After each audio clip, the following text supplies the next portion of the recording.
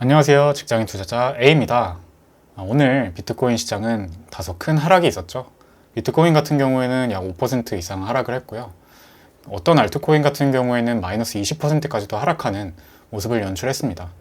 이 하락에 좀 놀라신 분들이 계셨을 텐데요. 그래서 오늘은 이 부분에 대한 저의 비트코인 시황, 그리고 저의 의견, 전망과 저의 포트폴리오 공개, 그리고 오늘의 주요 뉴스들을 짧은 시간 내에 이해하시기 쉽게 정리해서 말씀드려 보겠습니다. 먼저 저의 매매 상황부터 공유를 드려볼게요. 저는 여전히 비트코인과 그 외에 저희 포트폴리오를 구성하는 플랫폼 코인들, 그리고 플랫폼 간 연결하는 코인들을 분할 매수 중입니다. 1-1차, 1-2차에 걸쳐서 총 50%를 매수를 했고요. 여전히 하나도 안 팔고 홀딩 중입니다. 그리고 계획에 따라서 이제 2차 매매를 시작했는데요. 2-1차 구간인 이 주황색 박스 부근에서 15%를 추가로 매수했습니다. 총 65%를 매수했죠. 남은 35%는 비트코인 가격이 더 내려오면 계획에 따라서 2-2차, 2-3차로 2-2차, 2-3차로 나눠서 매수할 계획입니다. 제가 보고 있는 상승장의 전제 조건은 일단 이 36.5에서 37.5K 불의 가격을 깨지 않는 것이고요. 그 다음으로는 39.5K, 이 파란색 가격대, 더 정확히 말하면 이 검은색 줄이 있는 이 39.5K 부근을 깨지 않고 반등해서 쭉 상승을 이어가는 것입니다. 사실은 이건 마지노선이고요. 그러나 이제부터 앞으로 올 연말 그리고 내년 초까지 상승장이 오기 위한 전제 조건들을 조금 더 구체적으로 말씀드려 볼게요. 일단 저는 가장 좋은 그림은 지금의 이 주황박스 부근, 특히 오늘 형성된 이 저점 59,000불을 깨지 않고 여기서 한 번 더 바닥을 다져준 다음에 쭉 빠르게 상승을 이어가는 것입니다. 과거의 경우들을 보면 이렇게 전 고점 부근을 한 번 깨고 내려왔을 때 전고점을 형성했던 이 부근의 주요 꼭지점들, 즉 변곡점이 됐던 이런 주요 저항대 가격들을 침범하지 않고 지지해주고 다시 반등을 하는데, 제가 현재의 상황과 가장 유사하다고 생각하는 과거 사례들을 두 가지 보여드릴게요. 먼저 2020년 9월에서 10월 차트입니다. 이때도 이렇게 전고점을 형성하고 지지선을 깨고 내려와서 한동안 하락 횡보장을 거치다가 크게 상승을 해줬고 0.5 이상의 되돌림을 준 뒤에 상승장을 이어갔죠. 지금은 이때 어느 부분과 유사한가 하면 바로 이 전 고점을 깬 이 부분의 상황과 유사하다고 볼 수 있습니다. 이 경우에도 전고점을 깬 다음엔 조정을 깊게 주지 않고 바로 상승을 이어가는 모습을 보여줬고요. 이 뒤에 불장이 찾아왔죠. 다음은 19년 5월에서 6월의 차트입니다. 이때도 작은 불장이 있었는데요. 이렇게 고점을 깨고 내려와서 하락 횡보장을 거치면서 바닥을 다져주다가 쭉 올라와서 이 전 고점을 깨줬죠. 깬 다음에 어떻게 됐느냐? 역시 깊게 조정을 주지 않고 추가로 상승을 빠르게 이어갔습니다.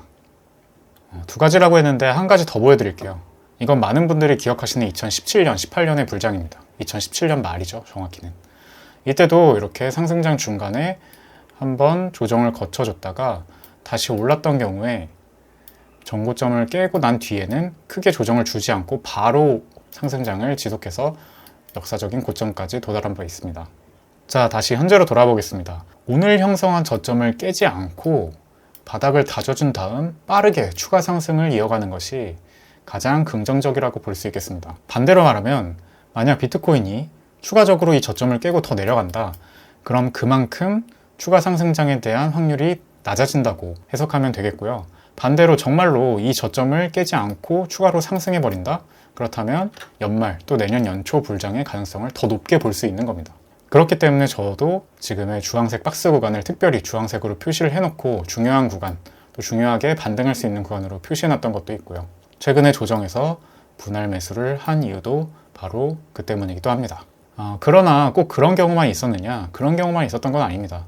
확률적으로 이 구간을 지켜주면 가장 긍정적으로 미래를 그려볼 수 있겠지만, 여기를 깨더라도 아래에는 여전히 이 중기 지지선이 남아있고요. 이 중기 지지선인 이 부분은 또 이 전고점에서부터 내려오는 지지선과 맞닿는 부분이기 때문에 만약 이 부분까지 빠르게 내려간다면 강력한 반등을 기대해 볼 수 있다고 생각하고 있습니다. 또는 그 전에 이 중간에 있는 파락 박스 부분도 중요한 반등 포인트라고 생각을 하는데요. 보통 상승장의 경우엔 이렇게 상승의 기울기를 점차적으로 높여가면서 상승하는 것이 특징이기 때문입니다.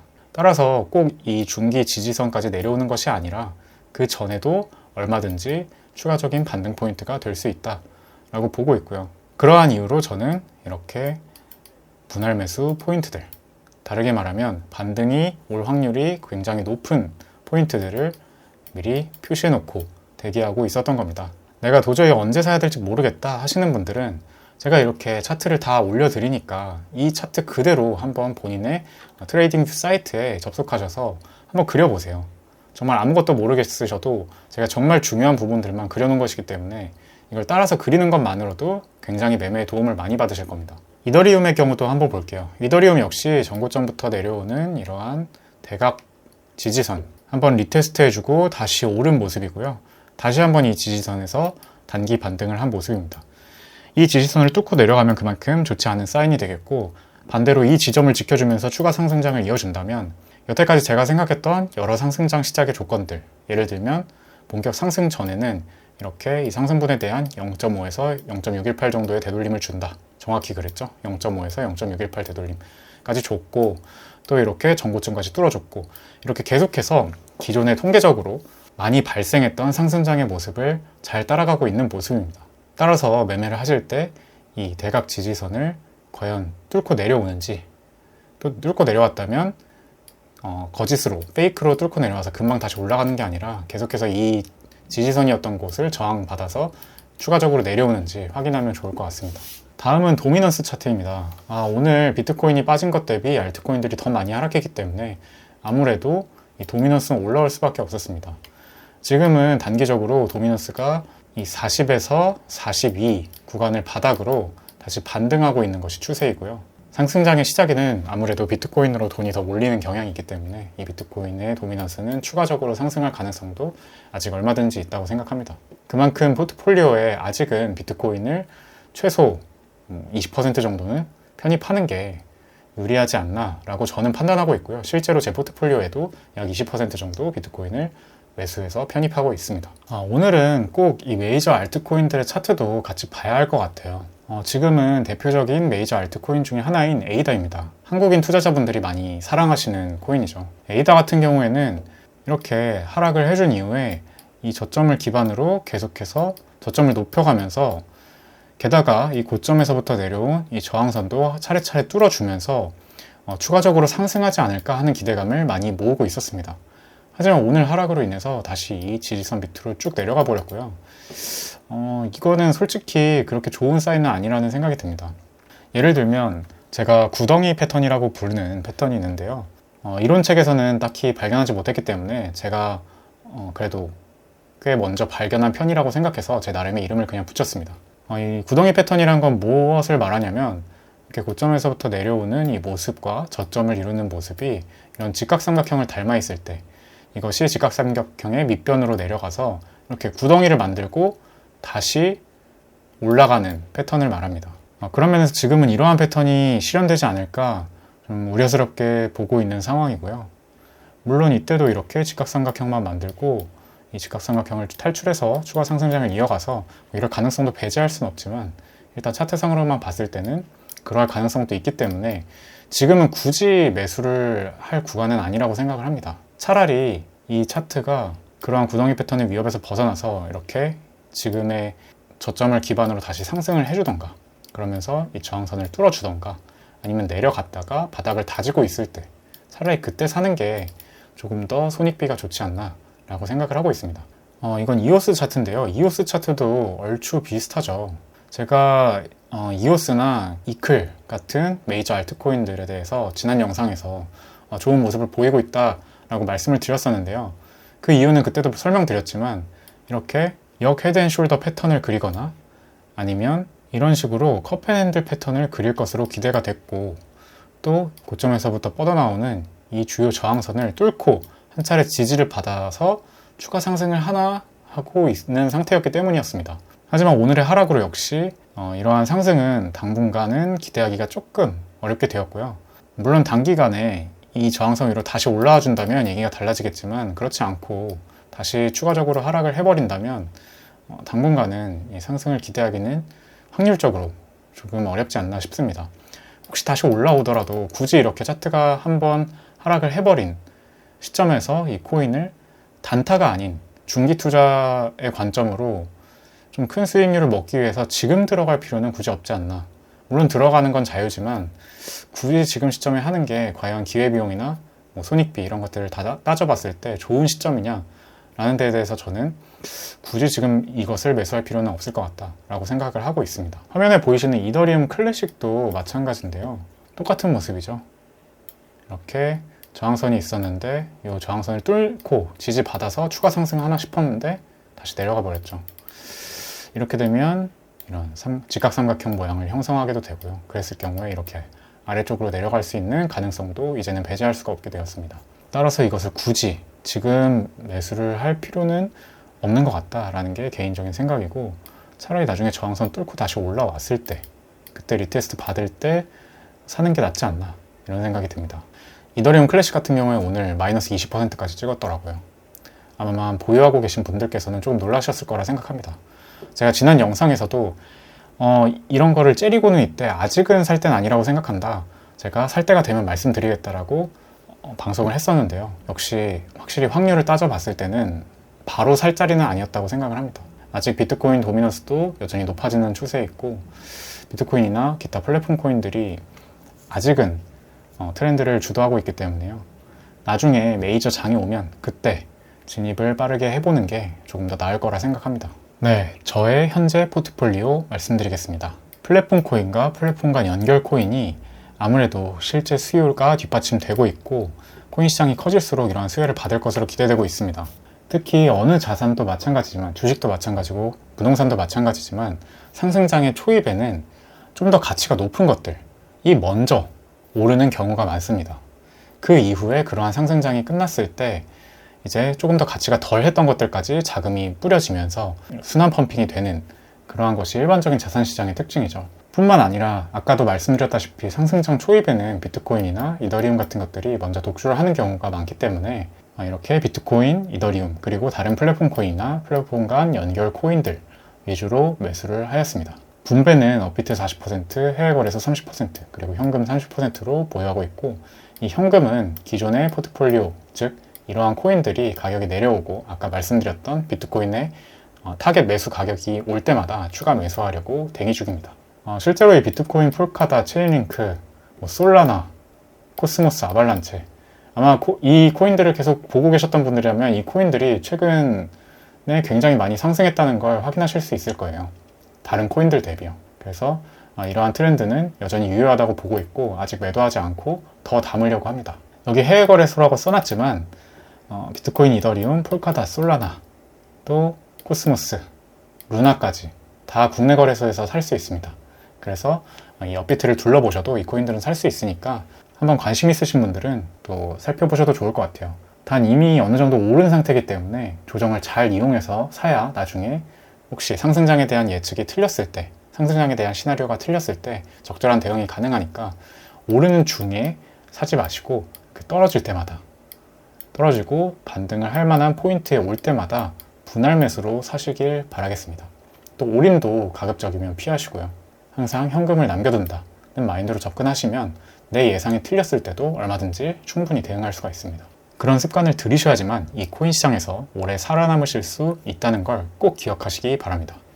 자, 오늘의 주요 뉴스입니다. IT조선에서 오늘 오전 6시에 쓴 기사인데요. 보면 굉장히 코인 투자자로서 혈압이 오르는 기사라고 할 수 있습니다. 코인 팔아 세금 내면 건보료가 오른다는 건데요. 핵심을 말씀드리면 이 가상자산의 시세 차익을 기타 소득으로 분류하기로 정부가 방침을 정했죠. 국민건강보험공단에 따르면 기타 소득은 건강보험료 산정 대상에 포함이 됩니다. 원래 대상 소득의 종류가 이자소득, 배당소득, 사업소득, 근로소득, 연금소득, 기타소득이 있는데요. 자세히 보시면 주식에서 주로 세금을 내게 되는 양도소득, 양도차익에 대해서는 해당이 안 됩니다. 배당소득에 대해서만 건보료 대상으로 포함시킬 뿐이죠. 그리고 근로연금소득 같은 경우엔 이 소득의 30%만을 대상으로 하지만 기타소득은 기타소득 전액을 과세 대상에 포함시킵니다. 단 직장 가입자의 경우에는 금융사업, 연금, 기타, 소득 합산액이 3,400만 원을 초과하지 않으면 건보료가 오르지는 않는데요. 만약에 저처럼 시드가 크고 또 내년에 불장이 있을 경우에 아무래도 소득이 커지는 경우들이 많이 있을 거로 예상이 되는데, 그때 3,400만 원 이상으로 벌어들인다면 건강보험료가 오르게 되는 것이죠. 게다가 문제는 지역가입자인데요. 이 지역가입자가 가상자산 매매로 얻은 이익은 전액 기타 소득으로 산정이 됩니다.